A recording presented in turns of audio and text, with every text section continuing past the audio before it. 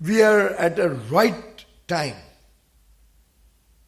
to engage with the private sector, to engage with our peers from across the world and build up the roadmap, build up that collective effort, the awareness, the action agenda to meet these goals. Goals to make India a quality conscious country, goals to have adequate infrastructure to make sure that that quality consciousness percolates right down to the ground, goal to focus on sustainability and high usage of technology, goal to modernize, have the best of equipment. And I would urge that even in today's deliberations, please spend more time interacting and getting some feedback from particularly the large number of youngsters I see in this room today, for fresh ideas, for newer ideas, for what they feel we need to do and how we can do our job better. In fact, unless we become a leader in quality, we will not be able to become a developed economy or really leverage the fruits of all the international engagement that we are trying to expand. Clearly, the world is looking towards India.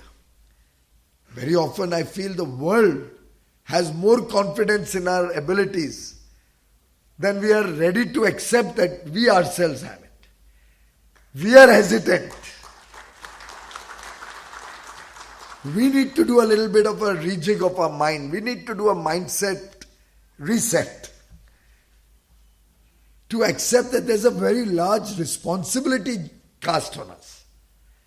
And if we don't fulfill that responsibility today and now, we may end up missing the bus.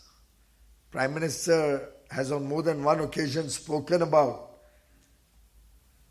the fact that this is not only going to be India's decade, it will be India's century. While I'll translate for our friends from abroad, we have all heard the Prime Minister say, "Yahi samay hai, sahi samay hai." And this applies particularly to all our young friends here. This is the time, this is the right time for India. And clearly, we have that ecosystem in which young boys and girls coming out of college with good high technical manpower available in India, good talent in India, managerial skills. We have all the necessary ingredients to be able to achieve this.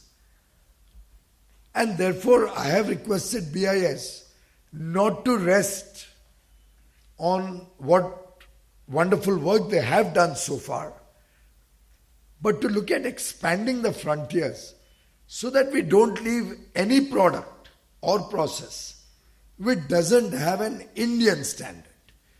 We should not at all, whether in government or in the private sector, be ever required to quote or refer to a foreign standard when we are procuring goods or services. We should have our own standard on every product. And to the best of our ability, and as much as possible, we will have to align with the world standards. Because we can't be an outlier. Today, whatever work we are doing, it's a part of a larger global ecosystem. And we can't afford to live in a different world altogether. I've very often given that example. Nowadays, it's of course a little less, so the young boys and girls and my young friends in this room may not have experienced it as much as some of us older people, wherein we would go to the market and every product had two qualities, two price and two labeling on them. One would say this is export quality and another would say for all of us. That mindset, I'm glad, is gradually changing, but has to be completely eliminated. Every good or service made in India offered from India should be of the highest quality, equally for our Indian consumers as for the world market. And in a way, as Consumer Affairs Minister, it's my duty to ensure that. And a demanding consumer is truly God for us.